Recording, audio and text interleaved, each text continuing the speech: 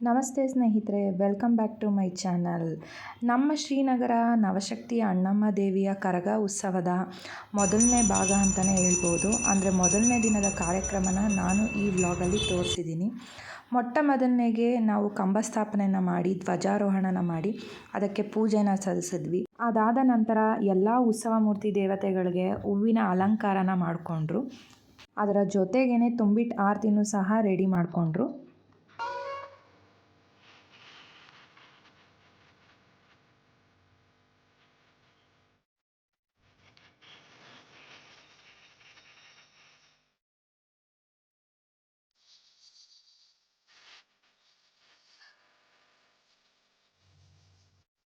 ಇನ್ನು ಸಂಜೆ 6 ಗಂಟೆ ಹಂಗೆ ನಮ್ಮ ಗುಟ್ಟಳ್ಳಿ ಸರೌಂಡಿಂಗಲ್ಲೇ ಇರುವಂತಹ ಶ್ರೀ ಜಲಕಂಠೇಶ್ವರ ಸ್ವಾಮಿ ಸನ್ನಿಧಾನಕ್ಕೆ ಹೋದ್ವಿ.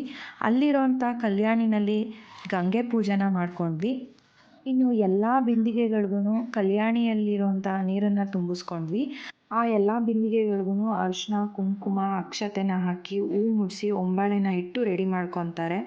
ಕಳಸ ಮತ್ತು ತುಂಬಿಟ್ಟಿನ ಆರತಿನ ಎತ್ಕೊಳ್ಳೋವಂಥ ಮುತ್ತೈದೆಯರಿಗೆ ಅರಿಶಿನ ಕುಂಕುಮನ ಕೊಟ್ಟು ಕಂಕಣನ ಕಟ್ಟುತ್ತಾರೆ. ಇದೆಲ್ಲ ಆದಮೇಲೆ ನಮ್ಮ ಅಣ್ಣಮ್ಮ ದೇವಸ್ಥಾನದ ಅರ್ಚಕರು ಕಲ್ಯಾಣಿಯಲ್ಲಿ ನಿಂತು ಗಂಗೆನ ತಮ್ಮ ತಲೆ ಮೇಲೆ ಹಾಕಿ ಪ್ರೋಕ್ಷಣೆನ ಮಾಡ್ಕೊತಾರೆ. ನಂತರ ದೇವಿನ ಸ್ಮರಿಸಿ ಎಲ್ಲ ಕಳಸಗಳಿಗೂ ಪೂಜೆನ ಸಲ್ಲಿಸ್ತಾರೆ.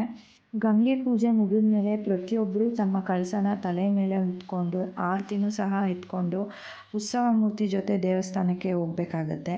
ಇದು ಮೊದಲನೇ ದಿನದ ಕಾರ್ಯಕ್ರಮ ಆಗಿರುತ್ತೆ.